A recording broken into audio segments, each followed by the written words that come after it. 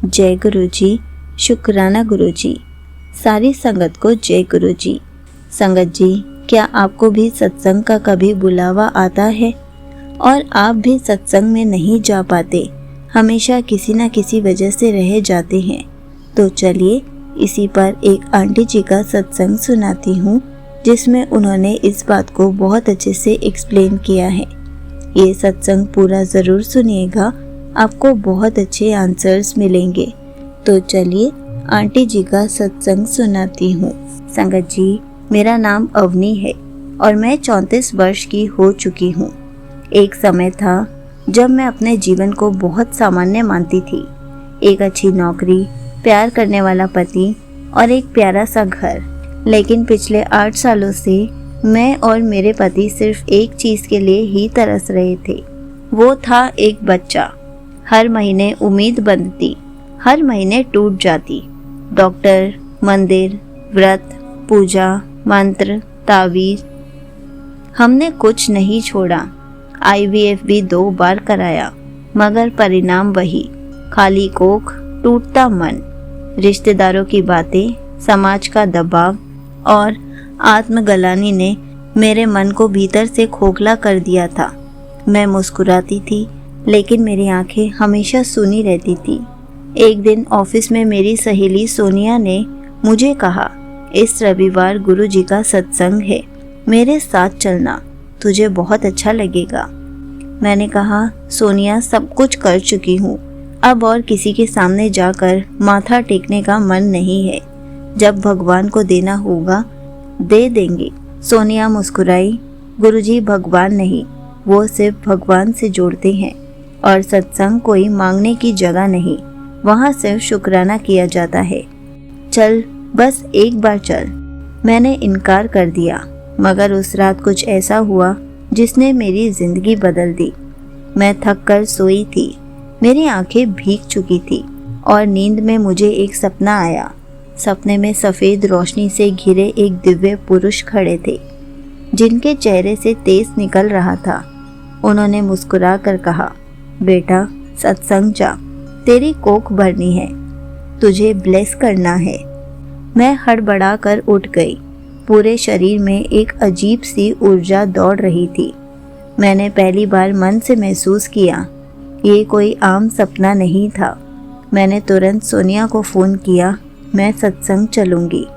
रविवार को मैं पहली बार गुरुजी के सत्संग में गई। भीड़ थी, मगर शांति भी थी।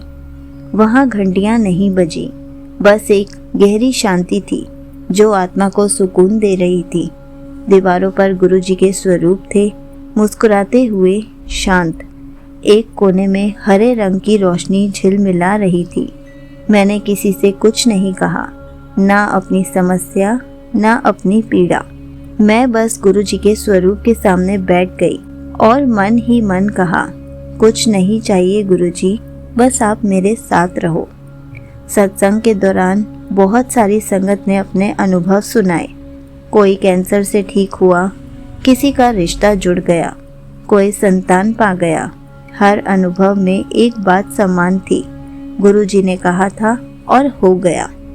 सत्संग के बाद चाय प्रसाद का समय आया। प्रसाद लेने के लिए जब मैं लाइन में खड़ी थी, तो मेरे पास एक आंटी आई। उनके चेहरे पर अजीब सी दिव्यता थी। उन्होंने मेरे हाथ को पकड़ा और प्यार से कहा, बेटा, माँ बनने की तैयारी कर, तेरा समय आ गया है। मैं सुन रह गई। मैंने उन्हें देखा, लेकिन आंटी कुछ ही सेकंड में भीड़ में खो गई। मेरे रोंगटे खड़े हो गए कि उनको कैसे पता, वो ये बात कैसे जान सकती हैं।